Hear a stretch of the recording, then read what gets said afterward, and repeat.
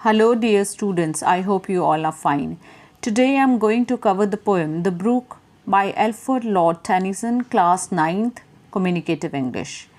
इस पोएम के अंदर ब्रूक के बारे में बताया गया है। ब्रूक हम एक छोटी नदी या पानी की धारा को कहते हैं, जैसे कि आपको पिक्चर में विजिबल है।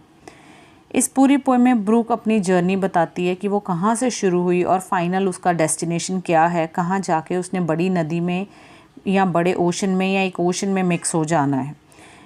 इस पूरी पोएम के अंदर ब्रूक की जो जर्नी है वो एक्चुअली एक ह्यूमन लाइफ की जर्नी के साथ उसको शो किया गया है। ब्रूक की जर्नी एक्चुअली सिग्निफाई कर रही है ह्यूमन की जर्नी को। अब ह्यूमन लाइफ की जर्नी भी जो होती है वो ups and down, sorrow and Joy, sadness और हैप्पीनेस से भरी होती है। जब हम पोएम पढ़ेंगे तो ब्रूक की जर्नी भी बिल्कुल इस तरह की ही बताई गई है। पैरावाइज एक्सप्लेनेशन देख लेते हैं। सबसे पहले आप वर्ड मीनिंग्स लिख लीजिए। The word in the first line haunts means ऐसी जगह जो बहुत ज़्यादा विजिट की जाती हैं, जिन पे बहुत घूमने जाया जाता है, मे बी बाय एनिमल्स और बाय ह्यूमन बींग्स, दोनों ही ठीक है। कूट और हर्न जो है ये दो बर्ड्स के नाम हैं, दोनों ही a type of water birds with a white spot on the forehead. आपकी बुक में मीनिंग्स काफ़ी सारे दिए हुए हैं at the end of the page. उसके बाद there is a word sally. Sally का मतलब है अमर्ज सडनली, अचानक से, स्पेशली यहाँ पानी के लिए यूज़ किया गया। अचानक से पानी का सडनली कहीं से गश आउट हो जाना, बाहर आ जाना। और नेक्स्ट लाइन में वर्ड है स्पार्कल, जिसका मतलब शाइन है। उसी लाइन में लास्ट वर्ड है फर्न, जिसका मतलब है एक फ्लावरलेस प्लांट जो कि स्ट्रीम के बैंक्स पे, उसके किनारों पे लगता है। और नेक्स्ट लाइन में वर्ड है beaker. Beaker down a valley. Beaker word का मतलब साउंड होता है। जब कोई पानी की धारा बहुत ज़ोर से ऊपर से नीचे की तरफ गिरती है तो उसमें से जो नॉइज़ प्रोड्यूस होती है उसको हम बीकर कहते हैं। ठीक है, तो यहाँ पे ये बताया गया है कि जो एक छोटी नदी है, जो ब्रूक है, जो स्ट्रीम है, वो दूर पहाड़ों में से शुरू होती है। ठीक है, जहाँ कूट और हर्न जैसे जो वाटर बर्ड्स हैं वो रहते हैं, वहाँ से ये शुरू होती है।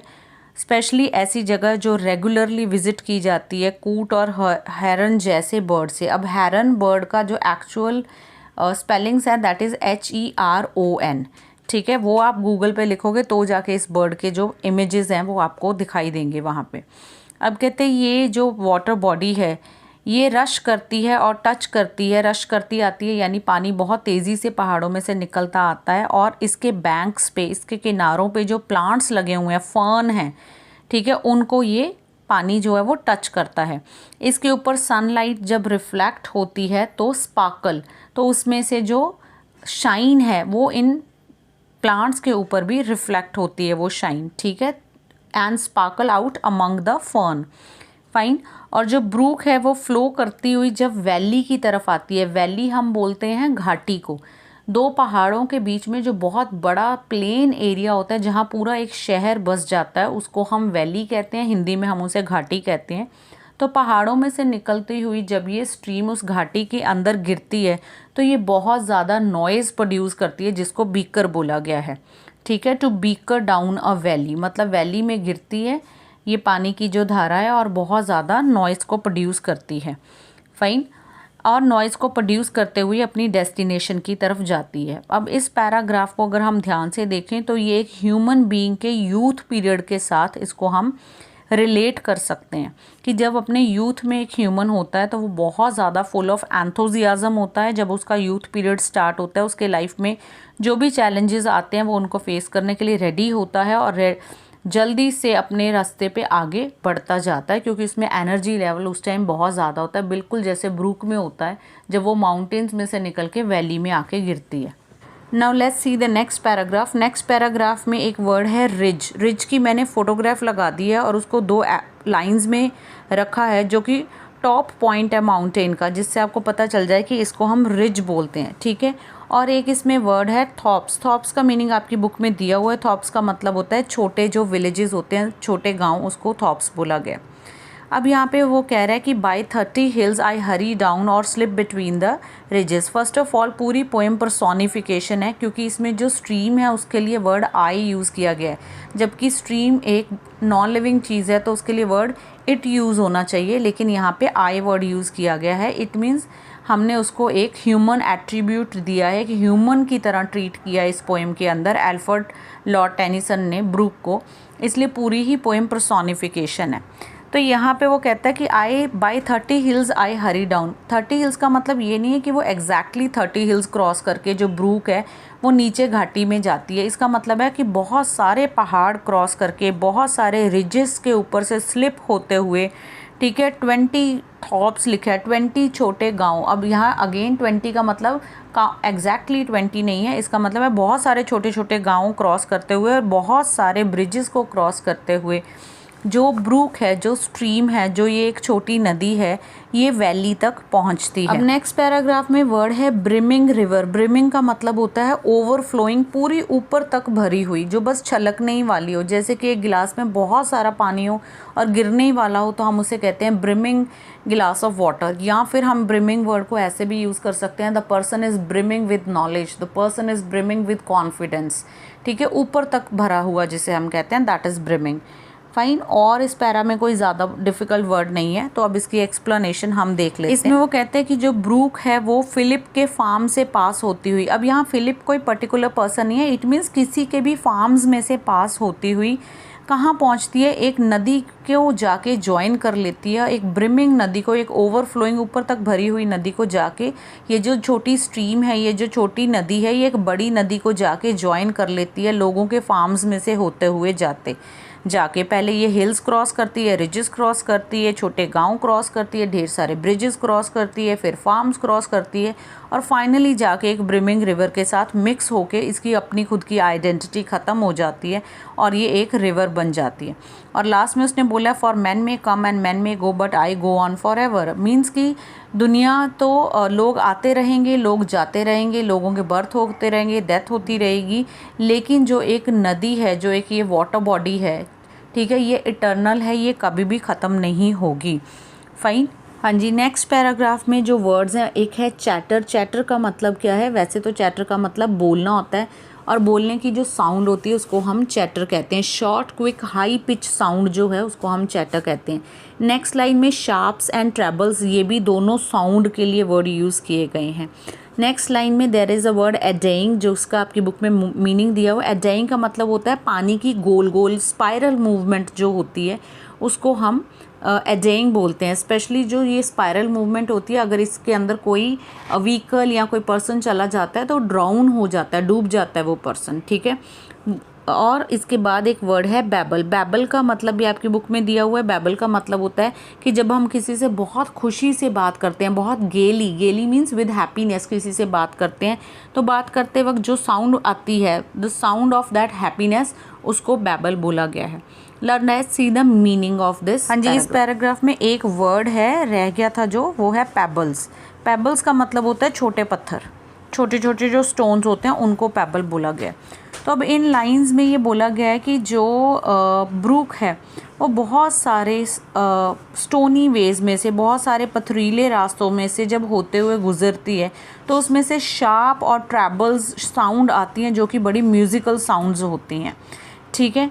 म्यूज़िकल साउंड्स उसमें से प्रोड्यूस होती हैं और फिर जब उसकी स्पाइरल मूवमेंट होती है तो उसमें बबल्स प्रोड्यूस होते हैं और बबल्स प्रोड्यूस होने के साथ ही उसमें जब पत्थरों से वो पानी, छोटे पत्थरों से, छोटे पेबल्स से जब वो वाटर टकराता है, वो पानी टकराता है, तो उसमें एक बैबलिंग साउंड आती है। बैबलिंग साउंड मीन्स एक बहुत ही हैप्पी साउंड प्रोड्यूस होती है।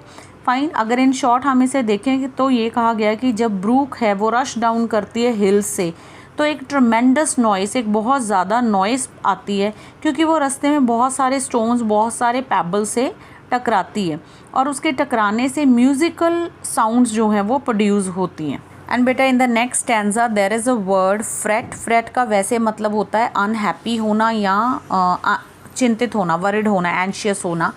नेक्स्ट लाइन में वर्ड है फैलो। फैलो का मीनिंग आपकी बुक में दिया हुआ है, एक ऐसी लैंड जिसके ऊपर कोई खेती नहीं की जाती, अनकल्टिवेटेड, उसे छोड़ा जाता है ताकि वो दोबारा से फर्टाइल हो जाए। उसके बाद नेक्स्ट लाइन में वर्ड है फोरलैंड। फोरलैंड का मतलब है एक ऐसा पीस ऑफ लैंड जो फर्दर आगे एक्सटेंड होते होते नदी के साथ जाके मिक्स हो जाता है। और लास्ट में वर्ड है मेलो। मेलो is a kind of a plant, ठीक है, ये भी आपकी बुक में दिया हुआ है। हाँ जी, इन लाइंस का मीनिंग ये है कि जो ब्रूक है वो घूमते घूमते कई बार कल्टीवेटेड फार्म्स में से गुजरती है, कई बार ऐसी लैंड में से गुजरती है जो कि वाइल्ड लैंड है जिसके ऊपर कोई कल्टीवेशन नहीं है, और पोएट डिस्क्राइब करता है कि ये लैंड ऐसे लगता है कि जैसे किसी परियों का कोई देश हो, कोई फेरी लैंड हो, क्योंकि वो बहुत ज़्यादा ब्यूटीफुल है। कुछ लैंड्स ऐसी हैं जिनमें से ब्रूक गुजरती है तो they look like fairy land to the poet, क्योंकि वो बहुत ब्यूटीफुल है, उसमें फ्लावर्स हैं, उसमें प्लांट्स हैं और ऐसा लगता है जैसे वो परियों का घर होता है। और कई सारे ऐसे कर्व्स आते हैं, ऐसे मोड़ आते हैं ब्रूक की लाइफ में जहाँ उसका जो फ्लो है वो फ्रेट हो जाता है, यानी कि स्लो हो जाता है और वो थोड़ी सी अनहैप्पी हो जाती है, ठीक है। और जो ब्रूक है वो किसको घर प्रोवाइड करती है, होम प्रोवाइड करती है, ब्रीडिंग ग्राउंड प्रोवाइड करती है ढेर सारे ऐसे प्लांट्स को, ऐसे विलोज़ और मैलोज़ को। विलो, वीड एंड मैलोज़ ऐसे प्लांट जिनको कोई नहीं उगाता, जो अपने आप ही उग जाते हैं, ऐसे सब को एक ब्रीडिंग ग्राउंड प्रोवाइड करती है, एक होम प्रोवाइड करती है, वो ब्रूक है। सो जो ब्रूक है वो फ्लो करती रहती है, लॉट्स ऑफ नॉइज़ प्रोड्यूस करती है और फाइनली एंड में जाके रिवर में मिक्स होके उसकी अपनी आइडेंटिटी जो है वो ख़त्म हो जाती है। अब इस पैरा की एक्सप्लेनेशन कहते कि जो ब्रूक है वो जिगजैग वे में चलती जाती है, wind about in and out, और उसकी जो सेलिंग है, सेलिंग मतलब फ्लोइंग है, here a blossom sailing means very happily वो फ्लो करती जाती है। फ्लो करते करते उसमें लस्टी ट्रॉट एंड ग्रेलिंग जैसी फिशेस हैं वो भी कभी कभी आपको देखने को मिल जाती हैं। और जब वो ट्रैवल करती जाती है एक जगह से दूसरी जगह, और कभी अप है एरिया, कभी डाउन है, कभी हिली एरिया, कभी प्लेन एरिया, कभी फार्म्स हैं, तो उसमें क्या बन जाती है, फोम बन जाती है, यानी कि झाग बन जाती है एक तरह की, ठीक है। फॉर्मी फ्लेक अपॉन मी, वो कह रही है कि मेरे ऊपर एक फॉर्म बन जाती है, उसके झाग के जो टुकड़े हैं, झाग के जो पीसीज हैं, झाग जगह जगह उसके जो पैचेस हैं वो बन जाते हैं जब वो ट्रैवल करती है। और उसका जो सिल्वरी वाटर है वो कभी कभी ब्रेक हो जाता है जब उसके बीच में कुछ रुकावटें, कुछ हर्डल्स आ जाती हैं, जैसे कि गोल्डन ग्रेवल, यानी कि कुछ जो ग्रेवल हैं, कुछ पैबल्स हैं, कुछ स्टोन्स हैं, वो आ जाते हैं above the golden graver and draw them all along. और वो कहते हैं कि कुछ ऐसे चीज़ें जो उसके बीच में आ जाती हैं, जैसे कोई प्लांट्स आ जाते हैं, फ़िश आ जाती है, कुछ छोटे पैबल्स आ जाते हैं, गोल्डन ग्रेवल, तो वो उन सब को अपने साथ ड्रॉ करके ले जाता है। वो जो पानी है स्ट्रीम का, जो ब्रूक का जो पानी है, वो उन सारी चीज़ों को अपने साथ बहा के ले जाता है और फ्लो करते करते वो सारी चीज़ें भी उसके साथ ट्रैवल करती हैं। तो फिर से वो यही कहती है कि ट्रैवल करके जब वो रिवर को जाके ज्वाइन करती है, ब्रिमिंग रिवर को, ब्रूक, तो ये सारी चीज़ें भी रिवर के अंदर जाके मिक्स हो जाती हैं। और दोबारा से फिर से जो वही लाइंस रिपीट हो रही हैं, और इन रिपीटिंग लाइंस को हम रिफ्रेन कहते हैं, ठीक है। रिफ्रेन जो है वो एक लिटरेरी डिवाइस होता है, ठीक है। लिटरेरी डिवाइस की बात हम एंड में करेंगे, पहले हम पूरी पोएम की एक्सप्लेनेशन देख लेते हैं। Now let's see the next paragraph. Next paragraph में ब्रूक कहती है कि I steal by lawns and grassy plot. Steal का यहाँ पे मतलब है secretly, very silently and very calmly, कि मैं लॉन्स में से बहुत कामली होके गुजरती हूँ, ग्रासी प्लॉट्स में से बहुत कामली होके गुजरती हूँ, जो प्लेन एरिया है वहाँ से बहुत कामली निकलती हूँ। और कई बार मैं हेज़ल कवर जो है, हेज़ल नट जो प्लांट होता है उसको बोला गया है, उसके साथ स्लाइड होके वहाँ से भी निकलती हूँ। और फिर मैं फॉरगेट मी नॉट के जो फ्लावर्स होते हैं, जो लवर्स को बहुत अच्छे लगते हैं, उन फ्लावर्स के साथ होके भी वहाँ से भी निकलती हूँ, ठीक है। वहाँ से भी मूव करती हूँ, उनको भी, उन प्लांट्स को भी टच करती जाती हूँ, फ़ाइन। और ये फ्लावर्स लवर्स के लिए होती हैं। तो फिर वो बताती है कि मैं कहीं से स्लिप होती हूँ, कहीं से मैं स्लाइड होती हूँ, कहीं से मैं ग्लूमी हो जाती हूँ। ग्लूमी का मतलब होता है सैड हो जाना, फ़ाइन। तो सैड हो जाती हूँ। And among my skimming swallow जो है वो एक बर्ड होता है। स्किमिंग का मतलब होता है किसी बड़ी चीज़ में से कोई छोटी चीज़ को एक्सट्रैक्ट करना, दैट इज़ स्किमिंग, या किसी चीज़ में से किसी और चीज़ को निकालना, उसको हम स्किमिंग कहते हैं। तो जो स्वैलो बर्ड है वो इस स्ट्रीम में से, इस ब्रूक में से अपने लिए फूड जो है उसको निकालते हैं। स्वैलो बर्ड्स उसमें से अपने लिए फ़िश जो है उसको पकड़ते हैं। और जो ब्रूक का पानी होता है उसके ऊपर नेटेड सनबीन डांस मीन्स कि जो सन की रेज़ हैं वो उसके ऊपर शाइन करती हैं, ऐसा लगता है जैसे उन रेज़ ने एक नेट बना दिया। अगेंस्ट माई सैंडी शैलोज़ का मतलब है शैलो, उस पानी को बोला जाता है जो बहुत ही ज़्यादा शैलो पानी मीन्स जो डीप नहीं होता, जिसमें हम बड़े आराम से खड़े हो सकते हैं और बिल्कुल डूबने का कोई ख़तरा नहीं होता है, उसको हम शैलो वाटर्स बोलते हैं। और उसमें जो सैंड होती है वो क्लियरली विजिबल होती है। तो यहाँ पे उसने बोला है कि जो ब्रूक कह रही है कि जो मेरे सैंडी शैलो वाटर हैं, ठीक है, जो कि बहुत ज़्यादा डीप नहीं है, जहाँ पे सैंड जो है वो इकट्ठी होती है। उसके ऊपर आप जो सन बीम है यानी कि सन की जो रिफ्लेक्शन है वो क्लियरली आपको विजिबल हो सकती है against my sandy shallows, right. Again उसने यहाँ पे कंपैरिजन किया है ब्रूक की जर्नी का और ह्यूमन लाइफ की जर्नी का।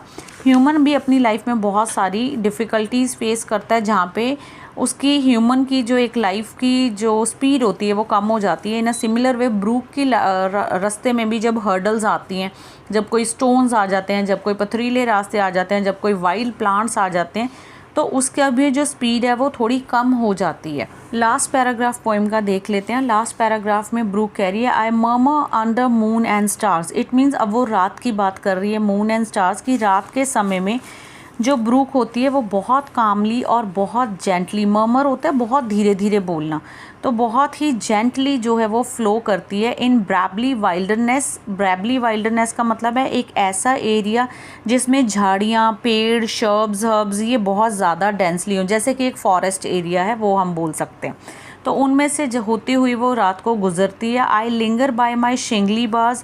शिंगली बाज इसने बोला कि कवर्ड विद स्मॉल राउंडेड पैबल्स, की जो उसके रास्ते में स्मॉल राउंडेड पैबल्स आते हैं यानी छोटे जो पत्थर आते हैं, यहाँ की जो बुशेस आती हैं या सैंड आती है, ठीक है, उनसे होते हुए वो गुजरती है। और जब उसके सामने कोई क्रेसिस एक कैबेज जैसा एक प्लांट होता है उसको बोला जाता है। तो आई लॉइटर अराउंड माई क्रेसिस का मतलब है, लॉइटर मीन्स वेट करना, कि जब मेरे सामने ऐसे कोई प्लांट्स आ जाते हैं जो कि बहुत ज़्यादा स्कैटर टाइप, थोड़े ब्रॉड काइंड ऑफ प्लांट्स हैं, तो उनके पास से होके गुजरने में उसको थोड़ी सी दिक्कत होती है, तो थोड़ी सी उसको वेट करनी पड़ती है, थोड़ा सा एक राउंड लेके, या वहाँ पे उसकी जो स्पीड है वो थोड़ी कम होती है, वहाँ से वो आगे आती है, ठीक है। और फिर वो आगे आके वापस कहाँ जाती है, and out again I curve and flow. अब वो कहती है कि दोबारा से जब मैं वहाँ से निकल आती हूँ, जब मैंने सारी वाइल्डरनेस यानी कि सारा फॉरेस्ट एरिया मैंने कवर कर लिया, वहाँ से मैं निकल आई।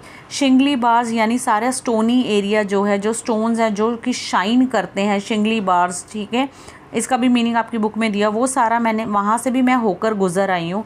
और उसके बाद क्रेसिस जैसे जो प्लांट है, अब ये प्लांट जो है कैबेज की जैसा होता है और उसके पत्ते बहुत बिखरे हुए होते हैं बाहर की तरफ, उनमें से भी मैं होकर निकल आई हूँ। धीरे धीरे करके मैं उस प्रॉब्लम में से, उनसे भी मैं लड़के आगे आ गई हूँ। तो फाइनली मेरा जो फ्लो है वो फिर से तेज़ हो जाता है। जैसे कि एक ह्यूमन बीइंग है, उसकी लाइफ में जब डिफ़िकल्टीज़ आती हैं तो उसकी लाइफ स्लो हो जाती है। एक्चुअली में लाइफ स्लो नहीं होती, पर डिफ़िकल्ट टाइम में हमें ऐसा लगने लग जाता है कि ये समय गुजर ही नहीं रहा, ये समय क्यों नहीं जा रहा, तो हमें खुद की लाइफ स्लो लगने लग जाती है। इन सिमिलर वे ब्रूक का जो फ्लो है वो स्लो हो जाता है जब उसके सामने पत्थर आ जाते हैं, जब उसके सामने कोई रॉक्स आ गए, पत्थर आ गए, कोई बहुत बड़े पेड़ पौधे आ गए, कोई ऐसे प्लांट्स आ गए जिसके साथ वो टकराती है और उसका जो फ्लो है वो कम होता है और उसको घूम के बाईपास होके आना पड़ता है या उसको टच करके आगे निकलना पड़ता है। तो इन अ सिमिलर वे जो ह्यूमन लाइफ में डिफ़िकल्टीज़ हैं उसकी वजह से ह्यूमन लाइफ जो है वो भी थोड़ी स्लो हो जाती है। हमें भी प्रॉब्लम्स को फेस करना पड़ता है, चैलेंजेस को फेस करना पड़ता है, और जब वो प्रॉब्लम्स ख़त्म हो जाती हैं वापस से हमारी लाइफ ट्रैक पे आ जाती है और हमारा फ्लो फिर से लाइफ में उतना ही हो जाता है। लास्ट में फिर से वही लाइंस हैं कि वो अब जब फिर से फ़्लो हो गया तो फाइनली वो जो एक ब्रिमिंग रिवर है उसको जाके ज्वाइन कर लेगी, और फिर से वही लाइंस हैं, मैन में कम एंड मैन में गो, कि लोग तो आते रहेंगे, दुनिया में जाते रहेंगे, लेकिन जो वाटर बॉडीज़ हैं वो इटर्नल हैं, वो हमेशा रहेंगी। हाँ जी, अब हम इस पोइम के लिटरेरी डिवाइसेस देख लेते हैं, ठीक है। पोइम के लिटरेरी डिवाइसेस, सबसे पहले तो पूरी पोइम जैसे मैंने बताया पर्सोनिफिकेशन है, क्योंकि ब्रूक को ह्यूमन क्वालिटी दी गई है, आई बोला गया है ना कि इट बोला गया, ठीक है। उसके बाद एलिट्रेशन तो बहुत सारी लाइंस में है, a sudden sally, field fallow, with willow weed, golden gravel, sandy shallows, ठीक है। 20 थॉप्स में नहीं है, सॉरी इसमें नहीं बनता क्योंकि टी और थ की साउंड है। Slide, slip, gloom, glance, men may, hills, hurry, ferry, foreland, foamy, flake, skimming, swallows. इन सब में एलिट्रेशन है क्योंकि इसमें कॉन्सोनेंट साउंड्स जो हैं वो रिपीट हो रही हैं। उसके अलावा इसमें ढेर सारे साउंड वर्ड्स हैं इस पोएम में, और जो साउंड वर्ड्स होते हैं उनके लिए लिटरेरी डिवाइस होता है ओनोमोटोपिया। तो इसमें वर्ड है बिकर, चैटर, बैबल, मर्मर, ये सारे वर्ड साउंड वर्ड हैं, ठीक है। तो ये है ओनोमोटोपिया। उसके अलावा इसमें रिपीटिशन है, चैटर चैटर, मैन में कम, man may go, I go on for ever, तो यहाँ रिपीटेशन है, रिपीट हो रहे हैं same word, chatter chatter, man में कम, मैन में गो, मैन में वर्ड रिपीट हुआ है तो रिपीटेशन है, ठीक है। उसके बाद इसमें मेटाफर है, ठीक है। Brook is use as a metaphor for human life, तो मेटाफर भी है क्योंकि ब्रूक को ह्यूमन लाइफ के साथ कंपेयर किया गया है। रीफ्रेन मैं आपको पहले ही बता चुकी हूँ, जो लाइन बार बार रिपीट हो रही होती है, पूरी लाइन रिपीट होती है, जैसे हमारे बॉलीवुड गानों में होता है कि फर्स्ट 2 लाइन्स हर पैरा के बाद रिपीट होती हैं, उसको हम रिफ्रेन बोलते हैं। तो फॉर मैन में कम and men may go but I go on for ever, ठीक है। To join the brimming river, ये लाइन्स बार बार पोएम में रिपीट हो रही हैं तो यहाँ रिफ्रेन है। उसके बाद इमेजरी भी है, ठीक है। इमेजरी एक ऐसा लिटरेरी डिवाइस है जिसमें जब हम कोई ऐसी सेंटेंसेस या लाइंस पढ़ते हैं जिसकी पूरी एक इमेज हमारे माइंड में क्रिएट होती है, तो silvery water break and I make the netted sunbeam dance, इन दोनों लाइंस में इमेजरी है। उसके अलावा पोएम की जो राइम स्कीम है दैट इज़ ABAB। अगर आपको राइम स्कीम काउंट करनी नहीं आती तो मुझे कमेंट सेक्शन में लिख देना, हार्डली 30 सेकंड्स में आपको राइम स्कीम काउंट करनी आ जाएगी, इट इज़ सो ईजी, ठीक है। और ये एग्ज़ाम में 1 मार्क में आ जाती होती है या MCQ फॉर्म में आती है, तो नहीं आती तो कमेंट्स में मेंशन कर देना। आई होप पोएम आपको क्लियर हो गई होगी, ठीक है। If you face any query please ask in the comment section. Till then take care, bye bye.